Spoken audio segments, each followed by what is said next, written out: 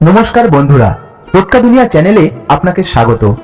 আমি আশা করছি ভগবানের কৃপায় আপনারা সবাই ভালো আছেন ও সুস্থ আছেন। সামনেই ভাদ্র মাসের কৌশিকী অমাবস্যা।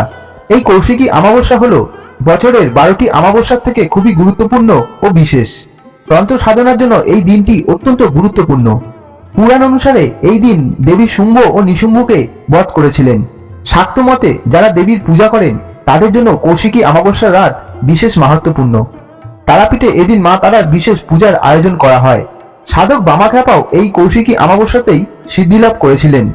এই বছর কৌশিকী অমাবস্যা পালিত হবে 2রা সেপ্টেম্বর 2024 সোমবার।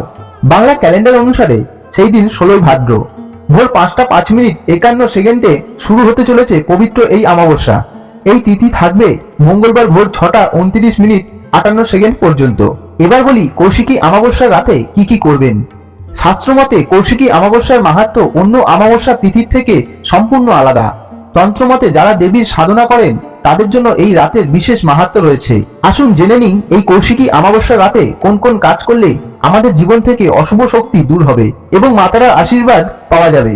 জ্যোতিষ শাস্ত্রমতে বলেছে কৌশিকী অমাবস্যায় সংযম পালন করা খুবই ভালো, তাই এই দিন উপবাস পালন করতে পারলে খুবই ভালো হয়।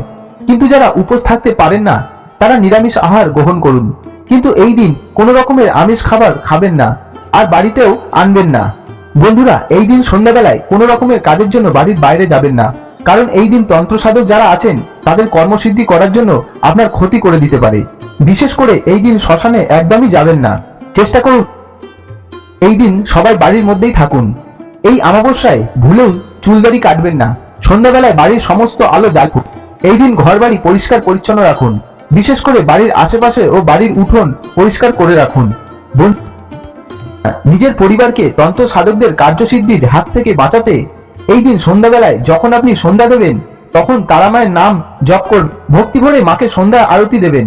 তার পাশাপাশি একটি ধুনুচিতে 5টি তেজপাতা, 5টি লবঙ্গ ও কিছুটা কর্পূর দিয়ে ধোঁয়া দেবেন এবং এই ধোঁয়া আপনার বাড়ির আশেপাশে ও আপনার ঘরে দেখাবেন। এতে অশুভ শক্তি নাশ হবে। এই টোটকাটি যখন করবেন বাড়ির প্রত্যেক সদস্য বাড়িতেই থাকবেন, বাইরের কাউকে ঢুকতে দেবেন না, কারণ বাইরের কেউ যদি দেখে ফেলে তাহলে এটি নিষ্ফল হবে, সেদিকে খেয়াল রাখবেন। সকালবেলা ব্রহ্ম মুহূর্তে উঠে তারা মায়ের নাম করে তবেই বিছানা ছাড়বেন এবং মায়ের চরণে রক্ত জবা দিয়েই পুজো করবেন। তো বন্ধুরা, আজকের ভিডিওটি যদি এতটুকু ভালো লাগে তাহলে লাইক, কমেন্ট, শেয়ার করতে ভুলবেন না।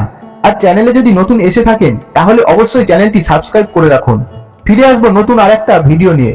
ততক্ষণ ভালো থাকুন, সুস্থ থাকুন। নমস্কার।